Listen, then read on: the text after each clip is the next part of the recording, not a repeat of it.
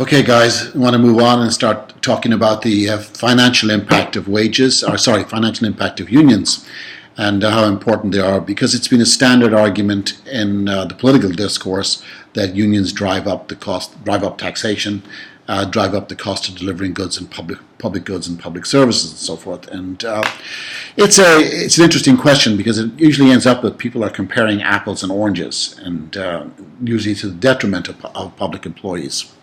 But unions do have impacts. There's just no question about that. And the first section that the text talks about are on the budget. And it's a very interesting thing because this relies on the idea that unions are political, that public employee unions have an effect in the political process. And in this way, they have an effect on the budget-making process itself and on the outcomes of the budget.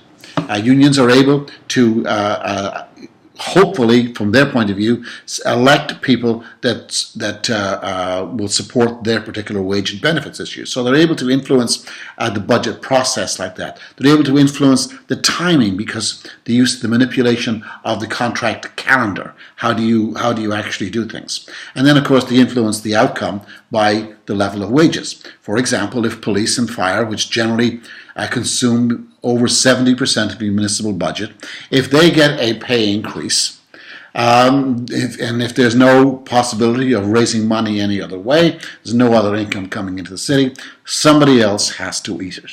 And what you see then are the things that we tend not to notice. The library is closed for another half a day. Trash collection is slowed down. The variety of services that are not offered, usually to people without any political ability to fight back. So the outcomes, the budget outcomes, are very important, and a specific union's ability to influence those are important. And I want to reiterate the incredibly powerful role that public safety unions have in this thing. It's very, very difficult at the local government level to get the police department or the sheriff's department or the fire services PO'd at you because they, as I said in an earlier discussion, they vote in rather large numbers. As you move into a larger jurisdiction, as you move into the county, for example, or into a school district, there the voting impact is just not as important. It's not as powerful. It's still there, but it's not quite as powerful. And therefore, the union's ability to influence budgetary outcomes is somewhat less, although never underestimate the power of sheriff's union. With the fire department, it's a little different.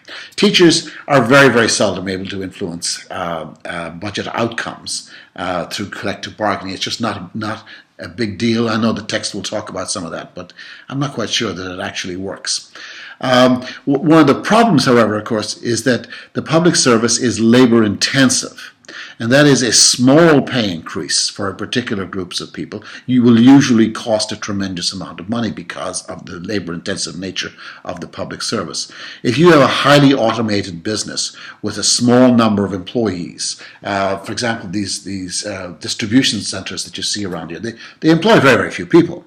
Admittedly, they pay minimum wage or just slightly above minimum wage. But let's say that they were to give a 10% pay raise, go from $10 an hour to $11 an hour. For 50 employees in one of these places, that's an extra $50. It's not that big, $50 an hour. It's not that big a deal.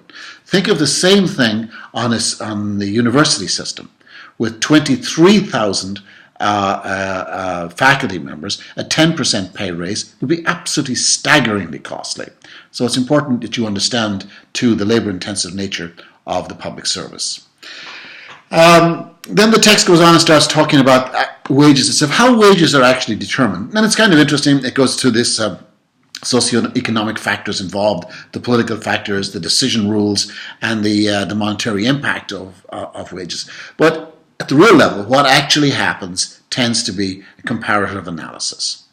By and large, police get paid roughly similarly to what police in surrounding jurisdictions get. Not necessarily the same. There may be a benchmark. They may get 95% of the LA standard, or they may get 98% of the San Francisco standard. But generally speaking, you're going to be roughly equally paid. This does not necessarily apply with teachers. There you've got some very, very significant variations in the way in the salaries of people. But there's always at some level there's always the comparability argument. And what happens is that school districts, for example, that have difficulty attracting employees will have to pay more money. In San Bernardino, it's difficult to get people to work in San Bernardino. Therefore, the wages, the salaries tend to be a little higher. In RIM, where my kids went to school, salaries are very, very low because people really want to work, want to live in the mountains and work in the mountains. So they tend to get significantly lower level of salary and lower level of benefits. So comparability is one of the most important factors.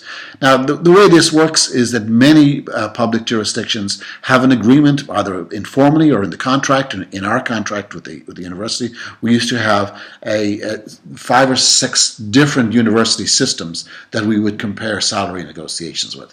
And that would become an item of bargaining in itself, because if one of them or two or three of them actually started offering significantly higher salaries, then the administration would want to remove them. And if they offered lower salaries, what would happen was that we on the faculty side would want to remove them as well. So how this actually plays out is kind of interesting. At the city and county level, if you're in San Bernardino County or Riverside County, you want to be compared with San Diego and Los Angeles and San Francisco. If you're on the union side. If you're on the management side, they'd like to compare you with Yolo, Inyo Kern, and Modoc, counties that have very low wage levels. So the comparability issue is actually a political fight in and of itself, and it's sort of interesting. Another factor that they bring up in this is the decision rules in the determination of wages. A couple of jurisdictions in the state of California have a written agreement that they will pay. There's no negotiations of a salary, for example. We will pay 98% of what the San Francisco Police Department pays. Or if you're the Highway Patrol, I think the Highway Patrol is one of the highest paid police agencies in the state, and there's some sort of arrangement with other police agencies. We pay a percentage of what the Highway Patrol pays. So no negotiation over wages. This, of course, is a very, very awkward thing to do if you're in a city with a declining tax base like San Bernardino, and your decision rule has committed you to this sort of arrangement. And this is the fight over the charter, the city charter, that's been going on for years. So the factors that do impact on the determination of wages, the socioeconomic factors: how much money is the city making? Is it able to afford people, or is it able to tax people, or can it tax outsiders? One of the great things that tourist places is they tax foreigners. You tax hotel transiency occupancy tax. If you live in a tourist area, you're able to rake in rather a large amount of money and able to fund an enormous amount of services. The small city next to where I currently live, is an immensely popular tourist destination, and it's extremely expensive, and it's only got 10,000 residents. It's got a police force that would be the envy of most of the cities in the Inland Empire, and it's extraordinarily highly paid because everybody wants to go there, and they have this what we call TOT, transiency occupancy tax. But very few places have that ability, and usually that tax is designated or to the provision of specific services and so on and so forth. The big issue that people always want to know is who's paid more, people in the public sector or people in the private sector. Well, you can't really ask a question just like that, because it's not reasonable. In the private sector, you're looking at an enormous range of employees, from executives making billions of dollars to people making minimum wage. In the public sector, it's very different. What you have is at the top end, relatively low wages in comparison, salaries and wages in comparison with what people with similar responsibilities and authority would have in the private sector. For example, I think that our local CEOs, a couple of them make around $300,000 a year. That sounds like a lot of money, but if you're running an operation with a couple of thousand employees with a budget of $1 billion or $1.5 billion, believe you